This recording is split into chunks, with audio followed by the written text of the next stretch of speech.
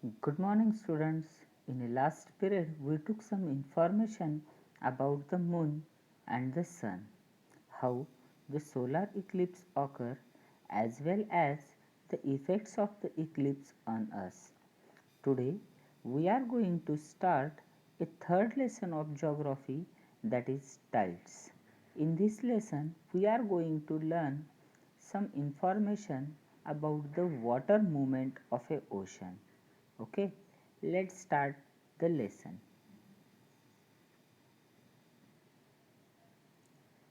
See these figures carefully, figure 3.1a and 3.1b. Is any difference you are able to find in this figure?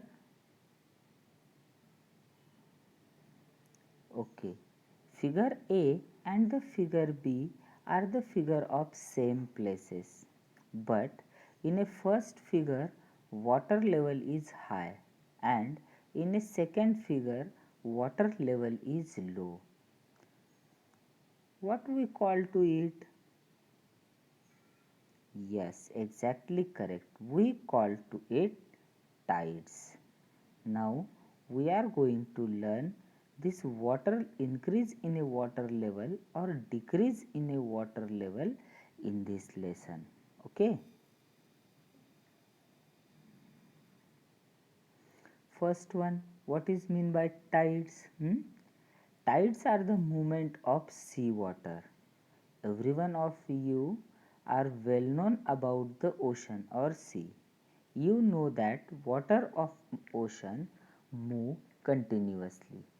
This water movement of a ocean is known as the tides. There are two main types of tide. First one high tide and the second one is low tide. Then what is mean by high tide?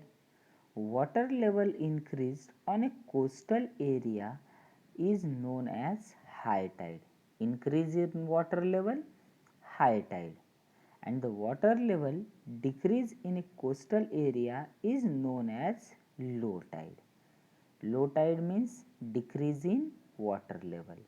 High tide increase in water level, low tide decrease in water level. Tides occur due to the gravitational power of sun, moon and the earth, as well as centrifugal force of a earth. Okay, that we are learning in this lesson. Okay, the first one, tide cycle, we have to learn. After every 12 hours and 25 minutes one cycle of tide get completed. Okay, and how much time? 12 hours and 25 minutes. In a one cycle of tide, one high tide and one low tide is there. Means one high tide and low tide come together to complete one cycle of a tide.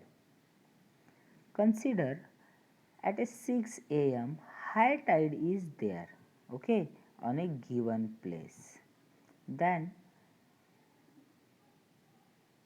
after 12 hours and 25 minutes next high tide is there. Understood? Means at a 6 a.m. on a particular place, consider in a Mumbai, at a 6 a.m. high tide is there. When is the next high tide in Mumbai? The next high tide is in Mumbai is at 6:25 p.m. because after 12 hours and 25 minutes again the same tide is there. Okay. Again one example see. Hmm? 12 o'clock and 12:12 a low tide is there. When is the next low tide? On 12:37 p.m. How we will count this one? Hmm? Given time plus 12 hours and 25 minutes we have to add in that time. Then we will find the next high tide or low tide in a given place. But sometimes they will ask to you Now the high tide is there. When is the next low tide? Hmm? That's why see here downside to you given the timing. High tide to the next high tide 12 hours and 25 minutes required. Low tide to the next low tide 12 hours and 25 minutes required. High tide to the low tide 6 hours and 13 minutes required. Low tide to the next high tide 6 hours and 13 minutes are required. How we count it? 6 hour and 13 minutes. For a one cycle of tides need 12 hours and 25 minutes. Okay, in that one high tide and one low tide. We divide the time in that one. High tide and low tide means for a one high tide the time required 6 minutes and 13 6 hour and 13 minutes. Okay.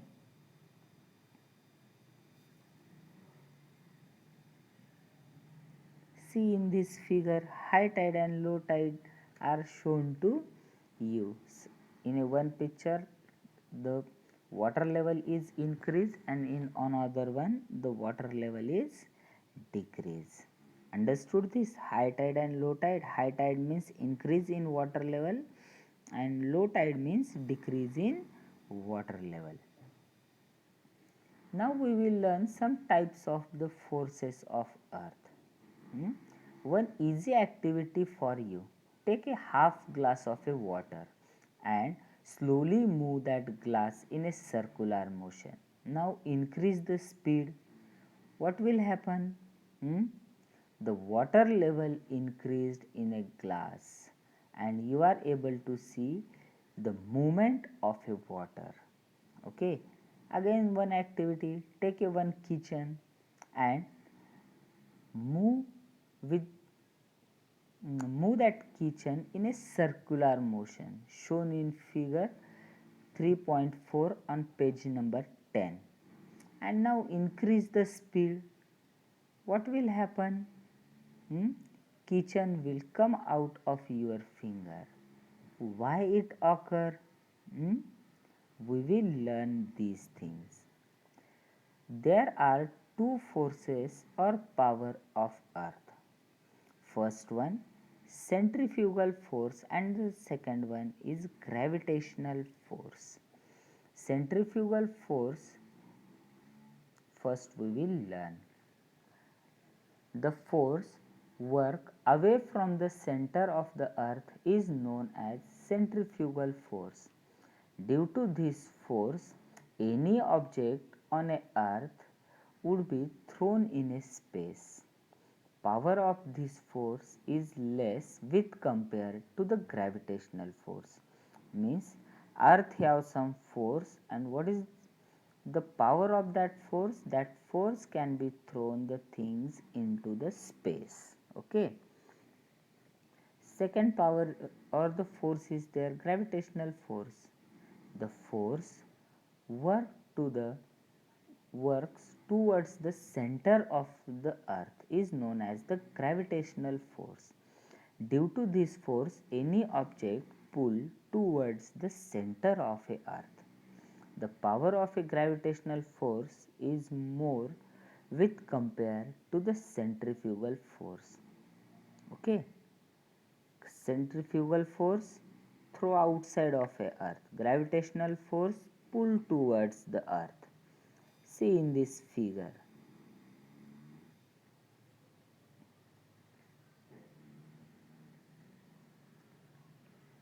Here some forces of earth shown to you. Due to the rotation of earth, centrifugal force are formed and whatever the objects are there on the surface of the earth, that force push or throw that things outside of earth shown to you in figure number 1 how that force act away from the center. Now see in a last figure here some power direction shown to you. G for the gravitational force and C for the centrifugal force. The direction of the gravitational force is towards center, and the direction of a centrifugal force is a outside of the center or from away from the earth center. Understood this? Then there is a question in your mind that if the earth have centrifugal force, then why we are not thrown outside in a space? Hmm? See this figure. Gravitational force of a earth is many times greater than a centrifugal force. So we are stable on a earth. Give reason. Due to the centrifugal force we are not thrown into a space. Why? The answer is the gravitational force of a earth is many times greater than the centrifugal force, so we are stable on a earth and not thrown into the space. See here, centrifugal force work outside of the earth and the gravitational power work towards the center of a earth. The power of the gravitational force is more than the centrifugal force. That's why we are not able to thrown outside of the space by the centrifugal force. Understood this?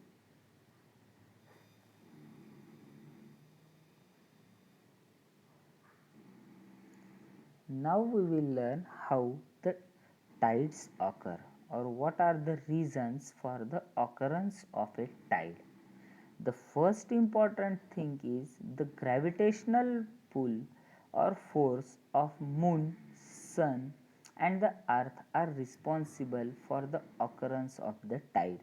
Yes, the gravitational force of a or the gravitational pull of a moon, sun and earth, as well as the rotation of a earth around the sun and indirect rotation of a moon around the sun are important for the occurrence of a tide, as well as centrifugal force of a earth generated due to the rotation of the earth are responsible for the occurrence of a tide.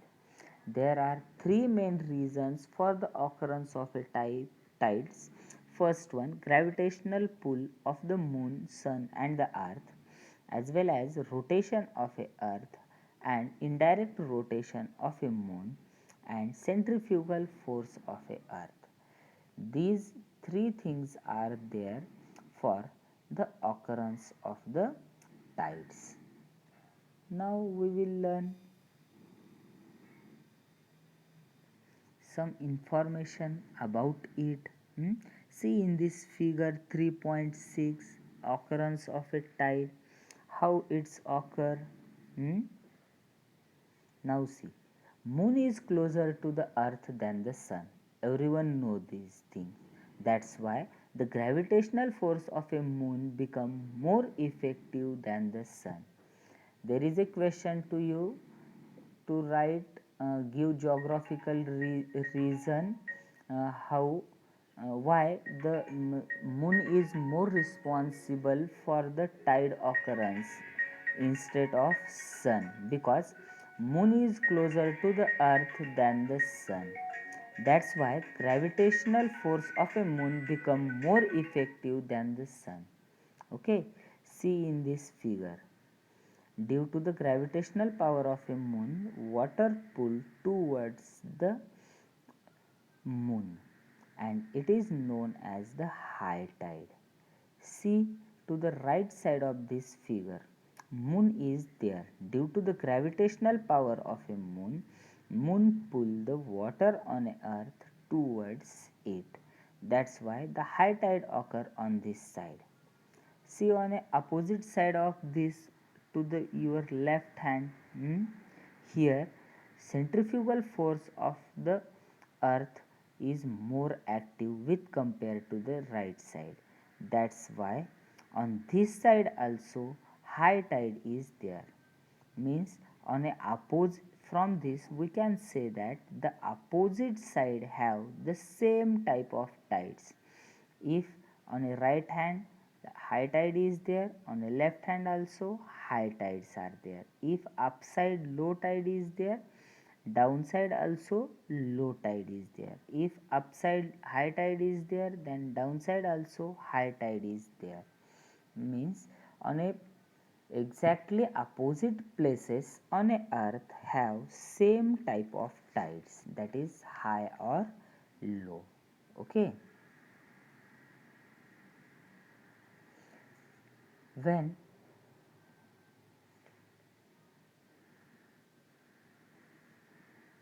when earth make 90 angle with the moon, on that places low tides are there. See here, right angle is there with the low tide and the moon, means the places where right angle is there in between earth and moon, the low tide or the pool of water is less, that you seen in this figure. Now we said on the opposite side of the earth have the same types of the tide. See here, some meridians are given to you. Opposite meridian have same type of tide. Hmm?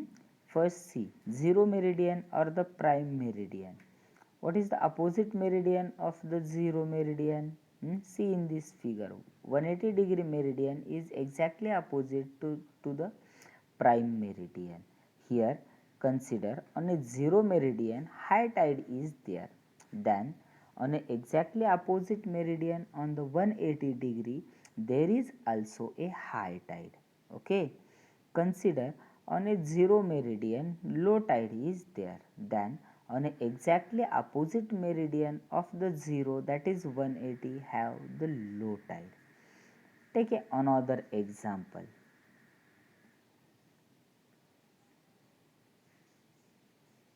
See here, 30-degree meridian. What is the exactly opposite meridian of a 30 degree? Exactly right. 150-degree meridian is exactly opposite meridian of a 30 degree. Then whatever the tides are there on a 30-degree meridian, same tides will be there on 150-degree meridian. Understood this? Exactly opposite meridian have same type of tides. In an exam, they will ask you some questions or problems related to it. 30-degree meridian have a low tide. On what meridian have the low tide? Now on a 30-degree low tide is there exactly opposite of 30, 150 meridian. Then on a 150 meridian have low tide. Okay, understood this? Now sir, but here is the figure, we are able to understand that which are the exactly opposite meridians. Then if figure is not there, how we can write the exactly opposite meridians?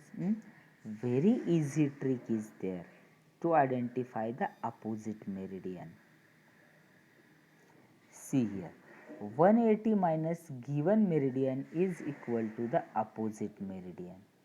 Consider the 70-degree meridian. Then what is the opposite of the 70 degree? 180 minus 70 is equal to 110. 110 degree is the opposite meridian of the 70 degree. Understood this? See one example given to you downside. 72 degree meridian have the low tide on which or on what another meridian have the low tide. Now we have to find the opposite meridian of the 72. How we will find? 180 minus given meridian means 180 minus 72 meridian, and the answer is 108 or 108 degree meridian.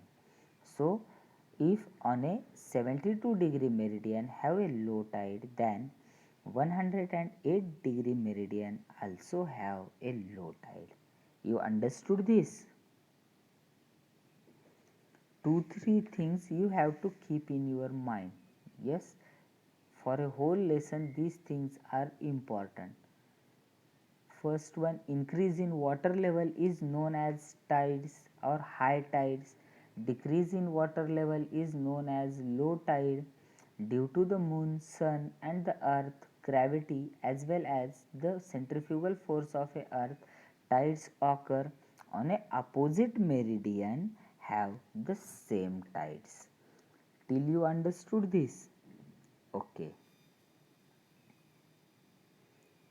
Now we will learn some another examples of the tides. In that first one, spring tide. See this figure. What is meant by spring tide? On a full moon day or a new moon day, the spring tide occur. When the spring tide occur on a full moon day or a new moon day. On the full moon day or new moon day, sun, moon and the earth come in a one line. That's why the gravitational power of sun and the moon act in a same direction. So whatever the regular high tide is there, it become more high, or whatever the low tide is there, it become more low. Understood this? During the spring tide, total pull or recede of a sea water is much higher than the average pull or recede.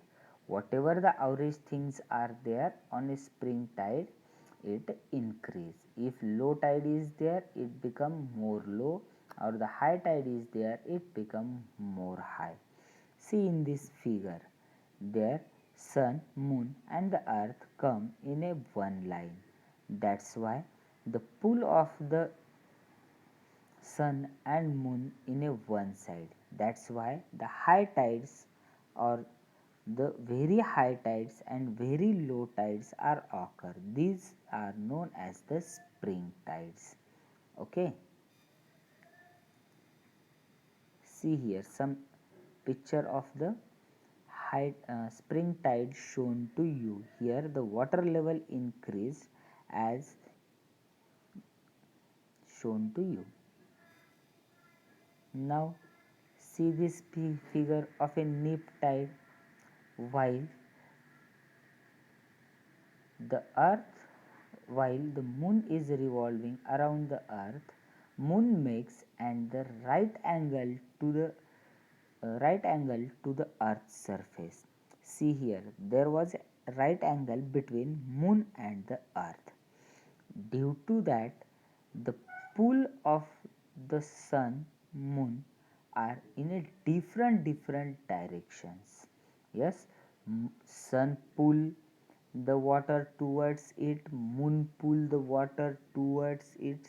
That's why the whatever the pull is there, it is in a less amount, and it is known as the spring tide. Spring tide occurs on a quarter day. When the spring tide occurs on a quarter day. On this, due to this, the places on the earth have the high or the low tide less than usual time, or low is more less. Yes, understood this? When the neap tide is there, the total pull or the recede of a sea water is much lower than the average one. Whatever the regular one is there, it is more lower than the average one. If in a short that spring tide में high tide regular से ज़्यादा बड़ी होती है और low tide regular से छोटी होती है, और निप टाइड में हाई टाइड रेगुलर से कम होती है और लो टाइड रेगुलर से भी छोटी होती है. मतलब स्प्रिंग टाइड में जो रेगुलर है उससे हर चीज़ वाटर लेवल बढ़ जाता है बहुत ज़्यादा, और नीप टाइड में जो रेगुलर वाटर लेवल है हाई टाइड या लो टाइड का वो और ज़्यादा कम हो जाता है. Okay, understood this. High tide and neap tide are the some types of the tide that you learn. In a next period, we will learn some information about the effects of the tide as well as tsunami. Thank you.